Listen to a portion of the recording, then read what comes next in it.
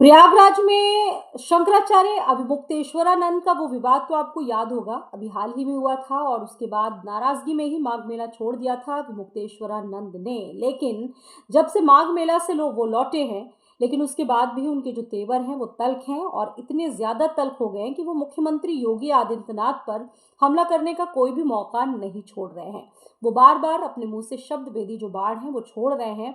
और इस बार शंकराचार्य अभिपुक्तेश्वरानंद ने सरकार पर तीखे तंज कसते हुए कहा और आरोप लगाया कि मुझसे तो हिंदू होने के, शंकराचार्य होने के सारे प्रमाण पत्र मांग लिए।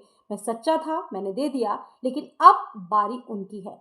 उन्होंने सीधे तौर पर मुख्यमंत्री योगी आदित्यनाथ का नाम लेते हुए कहा कि अब मुख्यमंत्री को अपने हिंदू होने का प्रमाण देना चाहिए और हम आपको ऐसे में 40 दिनों का समय देते हैं। अगर आप सच्चे गौ भक्त हैं, अगर आप सच्चे हिंदू हैं, तो आप गौभक्त होने का प्रमाण दें और अगर आप प्रमाण नहीं दे पाए तो समझ लिया जाएगा कि आप नकली हिंदू हैं, कालनेमी हैं।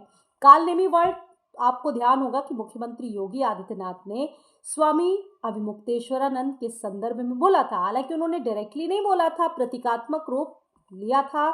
उनसे कहा था कि ऐसे कालनेमी जो हमारे सनातन को कमज़ोर कर रहे हैं, ऐसे लोगों को समझना बहुत ज़रूरी है।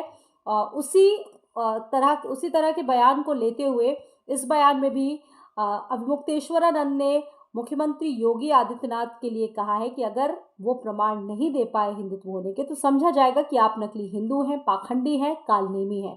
तो इस तरह की तल्ख टिप्पणी इस बार अभिमुक्तेश्वरानंद ने की है।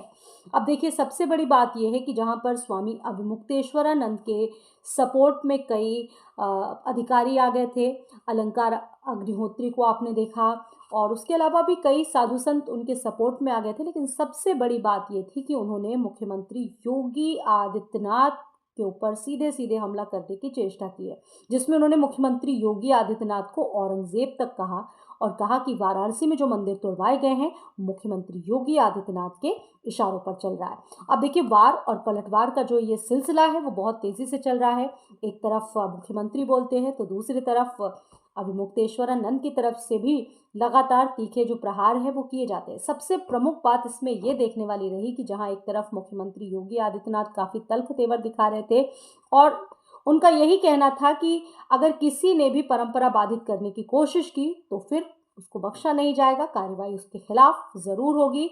और प्रशासन ने उनको यहां तक भी चेतावनी अभिमुक्तेश्वरानंद को दे दी थी कि अगर आपने इस बार भी अपनी नोटिस का सही तरीके से जवाब नहीं दिया तो फिर आपको दी गई जो जमीन है, संस्था द्वारा दी गई जितनी जो सेवाएं हैं, वो सब कुछ आपसे ले ली जाएगी। इस तरह का अल्टीमेटम भी उनको दिया था, जिसके बाद लगातार हमलों पर हमले अभिमुक्तेश्वरानंद कर रहे हैं। हालांकि विपक्ष भी इन हमलों में अभिमुक्तेश्वरानंद का साथ दे रहा है, लेकिन सबसे बड़ी बात यह है कि अब यहाँ पर बात असली हिंदुत्व की शुरू हो चुकी है, क्योंकि स्वामी अभिमुक्तेश्वरानंद ने उनको 40 दिन का समय दिया है। अब सबसे महत्वपूर्ण बात यह है कि मुख्यमंत्री योगी आदित्यनाथ की इसको लेकर क्या प्रतिक्रिया आती है। आपको ये भी बता दें कि जहां मुख्यमंत्री योगी आदित्यनाथ ने कालनेमी उनको बोला था, नाम नहीं लिया था, और केशव प्रसाद मौर्य ने कहा था कि जो सारी चीजें हो रही हैं वो ठीक नहीं है, और उन्होंने ससम्मान स्वामी अभिमुक्तेश्वरानंद से स्नान कर लेने की बात भी कही थी और कहा कि जो हुआ उसके लिए मैं माफी भी मांगना चाहता हूं। यानी कि एक तरह से